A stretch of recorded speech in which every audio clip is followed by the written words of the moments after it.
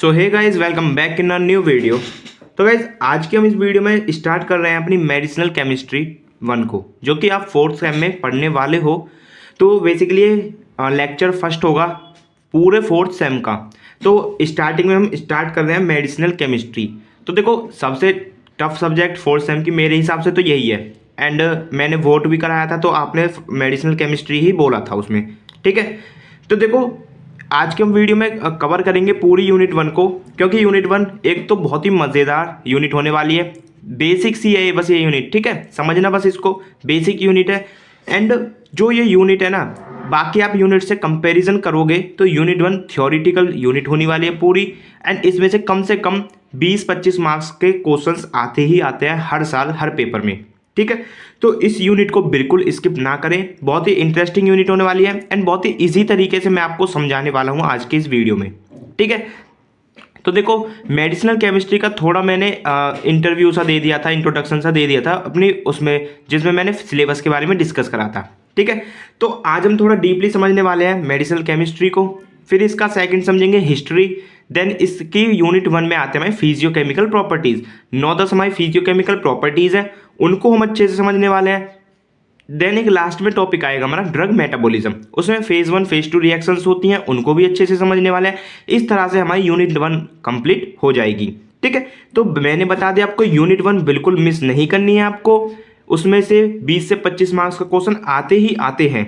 2 question आपके long में बनते हैं, 2-3 क्वेश्चन आपके वेरी शॉर्ट में आते हैं, गारंटी है, ठीक है। अभी मेरे पास सिलेबस नहीं है तो मैं आपको अच्छे से दिखा पाता, बट आ जाएगा जल्दी। तो अभी हम यूनिट 1 को स्टार्ट करते हैं। तो देखो, सबसे पहले हमारा टॉपिक वही है, इंट्रोडक्शन टू मेडिसिनल केमिस्ट्री।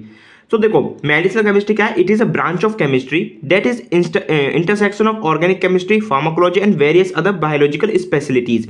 तो देखो, मेडिसिनल केमिस्ट्री नेम से ही समझ आएगा ना, केमिस्ट्री तो वही सिंपल वही हो गया जो आप पढ़ रहे हो, ठीक है। जैसे केमिस्ट्री में आपका ऑर्गेनिक केमिस्ट्री हो गया वगैरह, ठीक है। अब मेडिसिनल यानी कि कुछ ऐसी ड्रग्स की केमिस्ट्री पढ़ने वाले हैं हम, जो कि हम लेते हैं।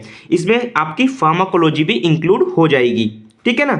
तो देखो, it is a discipline concern with the design development and synthesis of pharmaceutical drugs, जो मैंने भी आपको बता दिया। हम ड्रग्स की इसमें डिजाइन, इसका डेवलपमेंट एंड इसकी सिंथेसिस पढ़ते हैं, सब कुछ, मतलब ड्रग्स का सब कुछ हम इसमें पढ़ते हैं। आखिर वो सिंथेसाइज कैसे हो रही है, ये इसका बॉन्ड कौन सा है, इसमें एटम कौन कौन से हैं, कहाँ जाके रिएक्ट कर रहे हैं, ठीक है। सब कुछ मेडिसिनल केमिस्ट्री में हम पढ़ने वाले हैं। अब देखो क्या क्या इसमें बेसिकली हम पढ़ेंगे। It also include the study of existing drug, their pharmacological properties, toxic effects and their quantitative structure activity relationship, QSARs। देखो, जो अभी हमारे प्रेजेंट डे में एग्जिस्ट करती हैं ड्रग्स, मतलब जो आप नॉर्मली सुनते हो पढ़ते हो वो ड्रग्स, उनका हम देखने वाले फार्माकोलॉजिकल प्रॉपर्टीज। फार्माकोलॉजिकल प्रॉपर्टीज क्या हो गई, ये आप अच्छी तरीके से फार्माकोलॉजी में समझोगे, बट अभी समझ लीजिए, जो जैसे हम पेन किलर ले रहे हैं, ठीक है, पेन किलर ले रहे हैं, जैसे डाइक्लोफेनिक ले लिया तो वो दर्द को ठीक कर दिया। तो डाइक्लोफेनिक का फार्माकोलॉजिकल एक्शन क्या है, वो as a painkiller work करता है, ठीक है। तो ये सब समझने वाले हैं। टॉक्सिक इफेक्ट मैंने कोई हार्मफुल इफेक्ट तो नहीं है, जो हम एडवर्स ड्रग रिएक्शंस कहते हैं, जो हम साइड इफेक्ट्स भी कह देते हैं, ठीक है। There quantitative structure activity relationship, ये एक आता है हमारा QSAR। इसमें हम ड्रग डिजाइन पढ़ते हैं बेसिकली। तो QSAR आप पढ़ोगे जाके 6th सेम में। अभी आपके में सिर्फ सार है। देखो, अभी मैं आपको बताऊंगा सार कैसा है। तो देखो, सबसे बेसिक आप पढ़ोगे पहले तो मैकेनिज्म ऑफ एक्शन, आखिर ड्रग कहाँ जाके एक्ट कर रही है। दूसरा उसका यूजेज, ड्रग के यूजेज। थर्ड मोस्ट इंपोर्टेंट आ जाता है आपका synthesis of drug. And fourth आता है मोस्ट इंपोर्टेंट सार। सार क्या है हमारा, स्ट्रक्चर एक्टिविटी रिलेशनशिप। तो देखो, मैं भी आपको थोड़ा सा बेसिक सा समझाता हूँ सार क्या होता है। देखो, जैसे कोई भी अभी हमारी ड्रग है,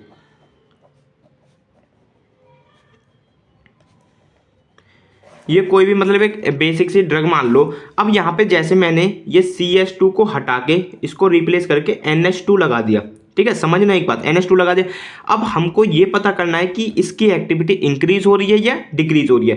तो देखो, हमको कोई प्रैक्टिकल नहीं परफॉर्म करना है, कोई कुछ नहीं परफॉर्म करना है यहाँ पे, हमको सिंपली ये पढ़ना है। ये जो स्टैंडर्ड बुक है हमारी, उसमें बेसिकली दिया गया है कि आखिर इसको चेंज करने से, इसको लगाने से क्या होगा, इसकी पोटेंसी इंक्रीज होगी डिक्रीज होगी, वो सब हमको बस याद करना है। वो मैं आपको समझा दूंगा कैसे करना है, कब करना है, ठीक है। तो देखो ये तो इंट्रोडक्शन हो गया आपका मेडिसिनल केमिस्ट्री का। अब थोड़ा सा हिस्ट्री समझ लो। देखो हिस्ट्री बस समझने वाली है, इसमें कोई रटने वाला नहीं है, कोई भी ये एग्जाम में नहीं आता है हिस्ट्री। तो देखो the initial step of drug discovery involve the identification of new active compound. तो इसकी जो डिस्कवरी हुई थी ड्रग्स की, वो हमारे जो एक्टिव कंपाउंड थे उनके आइडेंटिफिकेशन से साथ हुई थी, ठीक है। The second step in drug discovery involve further chemical alteration और structure activity relationship to enhance the biological and physicochemical properties of the compound. अब देखो मेडिसिनल केमिस्ट्री में सार सबसे बड़ा रोल प्ले करता है। क्यों? क्योंकि देखो जैसे मान लो ये ड्रग है, अभी NH2 को छोड़ो, CH2 ये वाला है, तो इसकी हम एक्टिविटी दे लें, मान लें एक एग्जांपल की तरह, बस सोचो कि ये एंटी बैक्टीरियल यानी एंटीबायोटिक एक्टिविटी शो कर रही है, ठीक है, एंटीबायोटिक। अब हमने NH2 लगा दिया ना, तो ये हम मान लेते हैं कि ये शो कर रही है हमारी एंटी डायबिटिक, ठीक है। एंटीबायोटिक यानी कि जो बैक्टीरियल इन्फेक्शन को ठीक कर रही है, एंटी डायबिटिक यानी कि जो डायबिटीज़ को ठीक कर रही है। अब हम क्या करेंगे, इस पूरी ड्रग को नहीं रिप्लेस करेंगे, सिर्फ इस फंक्शनल ग्रुप को रिप्लेस कर देंगे। जो एंटीबायोटिक में फंक्शनल ग्रुप था CH2, उसको हम रिप्लेस कर देंगे NH2 से, तो हमारी वही ड्रग एंटी डायबिटिक का काम करेगी। तो हमको पूरी ड्रग बदलने की कोई ज़रूरत नहीं है, यहाँ पर हमको सिर्फ एक फंक्शनल ग्रुप को ही बदलना है, तो इसीलिए हम सार का यूज़ करते हैं। ये हमारा सेकंड स्टेप होता था ड्रग डिस्कवरी में, सार वाला। The final step involves chemical trial after the optimisation of the synthetic route for bulk production and the preparation of a suitable drug formulation. And last हमारा final step होता था उसका clinical trials. जो हम drugs बना लेते थे उसका हम लास्ट स्टेप था क्लिनिकल ट्रायल, जो हम ट्रायल करते थे ह्यूमन एनिमल्स पर। वो there is a long history of plants being used to treat various disease. देखो सबको पता है कि एंशियंट टाइम में हमारे प्लांट्स ही सबसे ज़्यादा यूज होते थे एज अ डिसीज को ठीक करने के लिए, ठीक है। तो वो तो बहुत लंबी हिस्ट्री होगी, हम मेन हिस्ट्री इसकी देखने वाले हैं। तो यहाँ से हमारी मेन हिस्ट्री चालू होती है। In starting days large number of plant were use to treat various disease, ठीक है। First time Hippocrates identified disease as abnormal condition of body. देखो सबसे पहले हिप्पोक्रेट्स हमारे एक साइंटिस्ट कह लो या एक कुछ भी, वो फिलोसफर थे। तो उन्होंने क्या करा, सबसे पहले डिसीज को एक scientific value the, abnormal condition of body, यानी कि बॉडी की कुछ एबनॉर्मल कंडीशन होती है, उसको ही हम डिजीज कहते हैं, बीमारी। First time he use metallic salts for treatment of disease. सबसे पहले उन्होंने डिसीज के ट्रीटमेंट के लिए कुछ मेटेलिक साल्ट्स यूज करे। जैसे मेटेलिक साल्ट क्या हो गया, सोडियम क्लोराइड, पोटेशियम क्लोराइड, ये उन्होंने सबसे पहले मेटेलिक साल्ट ही यूज करे। He known as father of medicine. तो उनको ही हम फादर ऑफ मेडिसिन कहते हैं, क्योंकि सबसे पहले हिप्पोक्रेट्स ने ही डिसीज को ठीक करने के लिए कुछ दवाइयाँ बनाई थी। 19th century is regarding at the birth period of medicinal chemistry. जो 19th सेंचुरी थी 1900 कुछ में, उसको हम बर्थ पीरियड कहते हैं मेडिसिनल केमिस्ट्री का, क्योंकि वहाँ से ही हमारे स्टार्ट हो गई थी ड्रग डिस्कवरी, यानी कि वही मेडिसिनल केमिस्ट्री जो हम सार बार पढ़ते हैं वो। Synthesis of urea 1828 started organic medicinal chemistry. तो देखो जब 1828 में यूरिया की सिंथेसिस हो गई, तो उसको हम वहाँ से स्टार्ट हो गया हमारा ऑर्गेनिक मेडिसिनल केमिस्ट्री, ठीक है। यूरिया का है हमारे ऑर्गेनिक कंपाउंड, एंड उसको हम सिंथेसाइज कर रहे हैं, उसको सार बना रहे हैं उसकी, तो वो हमारी मेडिसिनल केमिस्ट्री में आएगा, तो इसलिए हम कह रहे हैं ऑर्गेनिक मेडिसिनल केमिस्ट्री, ठीक है। In 1842 diethyl ether, in 1945 nitrous oxide, and in 1847 chloroform used as general anaesthetic. तो देखो जितनी भी ये सन लिखी हुई हैं एंड ये जो ड्रग्स के हैं, ये हमारी यूज होने लगी as a general anaesthetic. General anaesthetic यानी कि जो सुन्न कर देते हैं पूरी बॉडी को, वो। In 1839 iodine, and in 1860 phenol used as antiseptic in surgery. तो 1839 में आयोडीन को, 1860 में फिनॉल को हम यूज करने लगे antiseptic, as a antiseptic in surgeries में, ठीक है। फिर आता है हमारा टाइम 1893 का, जिसमें हम पैरासीटामोल को क्लिनिकली यूज्ड करने लग जाते हैं, but did not appear commercially until 1915।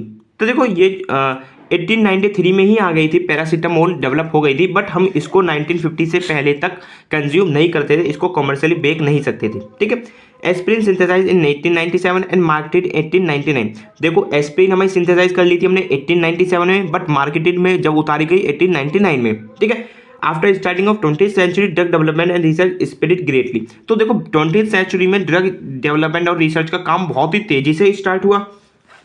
ये फर्दर देखो वही सारी लिखी हुई हैं, जैसे 1927 में फर्स्ट एंटीबायोटिक पेनिसिलिन डिस्कवर्ड करी अलेक्जेंडर फ्लेमिंग ने।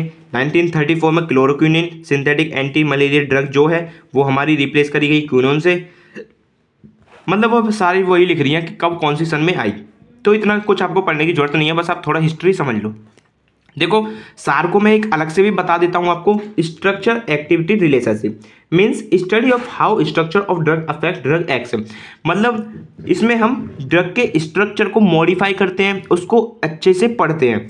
ठीक है, SAR is the approach design to find relationship between chemical structure and biological activity of drug.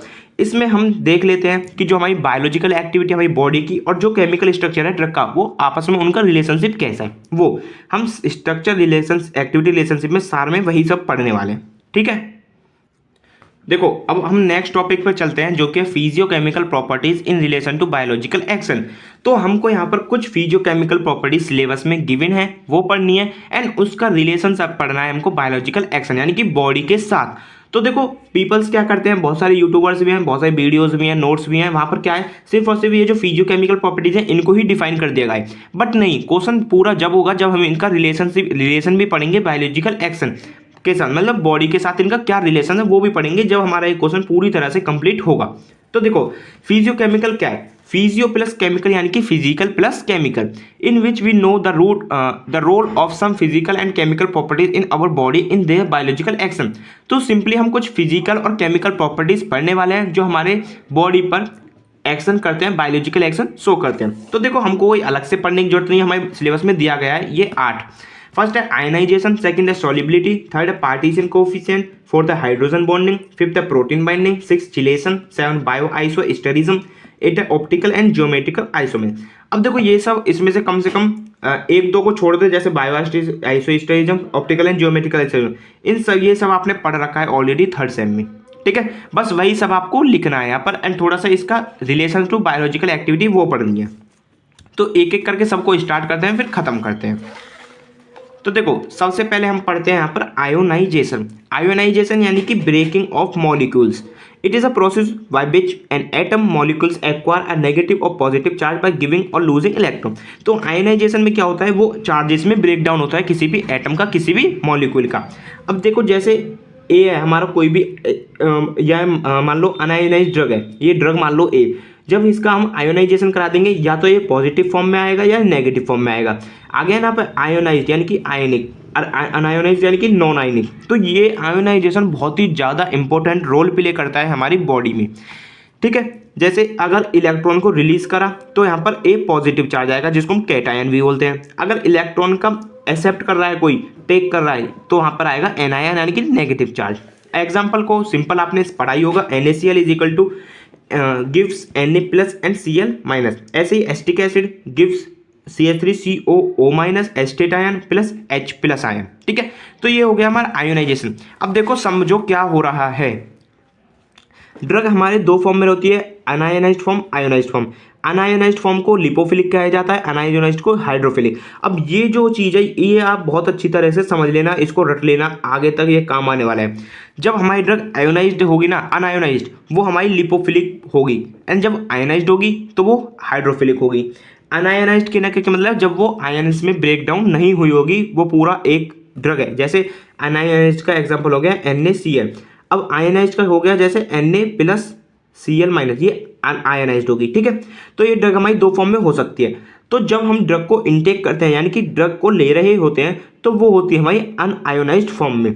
ठीक है, यानी कि वो न्यूट्रल होती है फर्स्ट स्टेप में, अनआयोनाइज्ड फॉर्म। ठीक है, तो अनआयोनाइज्ड फॉर्म होना क्यों जरूरी है, अब आपने पढ़ा होगा जब भी ड्रग का एब्जॉर्प्शन होता है, एब्जॉर्ब हो रही होती है, वो होती है हमारी सेल मेम्ब्रेन के द्वारा। ठीक है, सेल मेम्ब्रेन के द्वारा हो रही होती है। तो देखो मैं अभी आपको समझा देता हूँ, क्लियर ही कर देता हूँ। जैसे हमारी कोई भी सेल मेम्ब्रेन है, ठीक है, इसके अंदर ये डिफरेंट ऑर्गेनल्स हैं। तो देखो ये जो हमारी मेम्ब्रेन होती है ना, ये किसकी बनी होती है, फॉस्फोलिपिड की। ठीक है, आपको सबको पता होगा ये हमारी मेम्ब्रेन होती है फॉस्फोलिपिड की। तो जब भी हम कोई भी ड्रग इनटेक करते हैं तो वो अगर ड्रग लिपोफिलिक होगी तो तभी ये मेम्ब्रेन को क्रॉस कर पाएगी इन सेल्स के। ठीक है, अगर वो ड्रग हमें हाइड्रोफिलिक होगी ना, हाइड्रोफिलिक होगी तो वो ड्रग के इनको मेम्ब्रेन को क्रॉस नहीं कर पाएगी एंड एक्शन ही शो नहीं कर पाएगी। तो इसलिए आयोनाइजेशन हमारी बॉडी में काफ़ी बड़ा रोल प्ले करता है। अब लिपोफिलिक कहने का मतलब क्या है, अनआयोनाइज। तो जब हमारी ड्रग अनआयोनाइज होगी वो जब ही हमारी एब्जॉर्प्शन होगा उस ड्रग का। ठीक है, देखो अब यहाँ पर हाइड्रोफिलिक है, drug reaches into blood, absorption हो गया आयनाइज्ड फॉर्म में, तो ड्रग हमारी पहुंच गई है ब्लड में। अब ब्लड में जाके वो ब्रेक होनी चाहिए ड्रग, हाइड्रोफिलिक उसका नेचर हो जाना चाहिए यानी कि आयोनाइज्ड। ठीक है।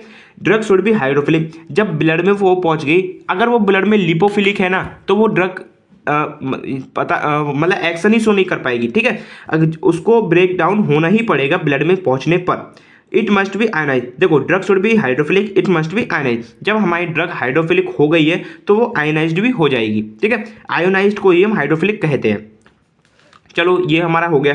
अब आता है नेक्स्ट स्टेप, डिस्ट्रीब्यूशन। देखो एक एक स्टेप हम पढ़ते जाते हैं, एब्जॉर्प्शन, डिस्ट्रीब्यूशन, मेटाबॉलिज्म और एलिमिनेशन, ये 4 स्टेप होते हैं। फार्माकोलॉजी में पढ़ेंगे इनको अच्छे से। तो drug reaches into cell tissues और साइट ऑफ एक्शन। तो देखो जब भी हमारी साइट ये डिस्ट्रीब्यूशन होता है तब हमारी ड्रग लिपोफिलिक होनी चाहिए, ठीक है, क्योंकि ये डिफरेंट डिफरेंट सेल्स पे डिफरेंट टिश्यूज पर पहुंचने वाली है। ड्रग शुड बी लिपोफिलिक या लिपोफिलिक कहने का मतलब इट मस्ट बी अनायोनाइज्ड, तो ये अनायोनाइज्ड फॉर्म में दोबारा से हो जाएगी। जब देखो जब भी क्रॉस करनी होती है सेल मेम्ब्रेन को ड्रग्स को, वो हमारी फॉस्फोलिपिड को क्रॉस करने वाली होती है, तो इसलिए लिपोफिलिक होनी चाहिए नेचर में। Drug must be lipophilic to cross membrane. इसमें सिंपल आप कुछ मत समझो, बस एक खेल समझ लो। ड्रग हमारी 2 फॉर्म में होनी चाहिए, अनायनाइज्ड और आयनाइज्ड। अनायनाइज्ड होगी वो लिपोफिलिक कही जाएगी, आयनाइज्ड होगी वो हाइड्रोफिलिक कही जाएगी। एंड जब भी हम उसका एब्जॉर्प्शन कराएंगे ना, वो हमारी लिपोफिलिक होनी चाहिए नेचर में, ठीक है, क्योंकि वो जब लिपोफिलिक होगी जब भी वो मेम्ब्रेन को क्रॉस कर पाएगी। सिंपल इतना समझना है आपको आयनाइजेशन में। और देखो आपको रिलेशन टू बायोलॉजिकल एक्शन, ये आपको अलग से हेडिंग डालनी पड़ेगी और इसमें समझाना पड़ेगा कि आखिर ये जो प्रॉपर्टी है इसकी बॉडी के साथ क्या रिलेशन है। तो role of ionization in biological activity in humans. तो देखो सबसे ज़्यादा रोल होता है आयोनाइजेशन का बायोलॉजिकल एक्शन या एक्टिविटी इन ह्यूमंस। ह्यूमन जो हम एनिमल्स कहते हैं बायोलॉजी में, तो हमारे साथ सबसे ज़्यादा आयोनाइजेशन का खेल होता है। It play an important role in pharmacokinetic, the movement of drug in body. Pharmacokinetic क्या होता है? Movement of drug in body. तो ये सबसे ज़्यादा रोल प्ले फार्माकोकाइनेटिक में ही करती है। Pharmacokinetic involve ADME, absorption, distribution, metabolism, excretion, ये हमारा फार्माकोकाइनेटिक में इन्वॉल्व होते हैं। A good balance of ionised unionised form is better for pharmacokinetic. जब हमारी ड्रग बैलेंस सिस्टम में होगी आयनाइज्ड फॉर्म और अनायनाइज्ड फॉर्म में, तभी हमारा बेटर फार्माकोकाइनेटिक शो होगा। क्योंकि देखो 4 स्टेप होते हैं ना, तो जैसे एब्जॉर्प्शन में हमारा अनायनाइज्ड होनी चाहिए ड्रग, डिस्ट्रीब्यूशन में आयनाइज्ड होनी चाहिए, मेटाबॉलिज्म में फिर से आयनाइज्ड होनी चाहिए, वो अनायनाइज्ड होनी चाहिए, एनिमिलेशन में वो हमारी हाइड्रोफिलिक होनी चाहिए, आयनाइज्ड होनी चाहिए, ठीक है। तो मतलब बैलेंस होना चाहिए इन आयोनाइज्ड और अनायोनाइज्ड का।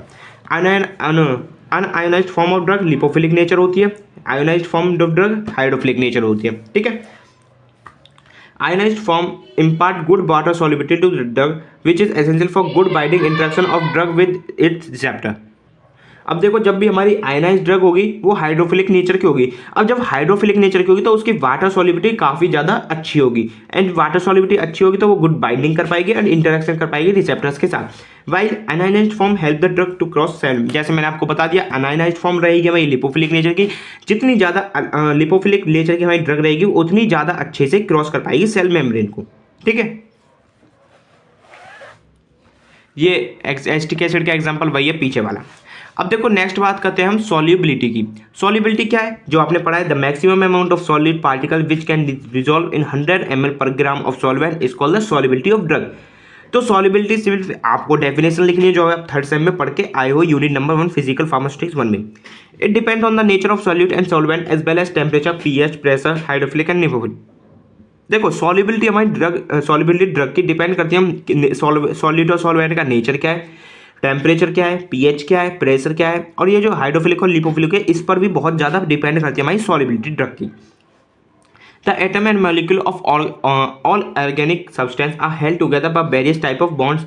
देखो जितने भी एटम्स मॉलिक्यूल्स होते हैं, ऑर्गेनिक सब्सटेंस जितने भी होते हैं वो सब एक दूसरे से जुड़े होते हैं डिफरेंट बॉन्ड्स के द्वारा। जैसे हाइड्रोजन बॉन्ड हो गया, डाइपोल मूवमेंट हो गया, बॉन्ड हो गया, आयनिक बॉन्ड हो गया, ये बहुत सारे कुछ हमारे मेथड होते हैं जिससे हम इंप्रूव कर सकते हैं ड्रग की सॉल्युबिलिटी को। Alter the structure of molecule, यानी कि जो मॉलिक्यूल है उसके स्ट्रक्चर को ही थोड़ा बदल दो। यूज ऑफ को सॉल्वेंट्स, उसके साथ कुछ कॉमन सॉल्वेंट, को सॉल्वेंट यानी कि कॉमन सॉल्वेंट्स यूज कर दो, जैसे एथेनॉल हो गया, एटेक्स्ट्रा।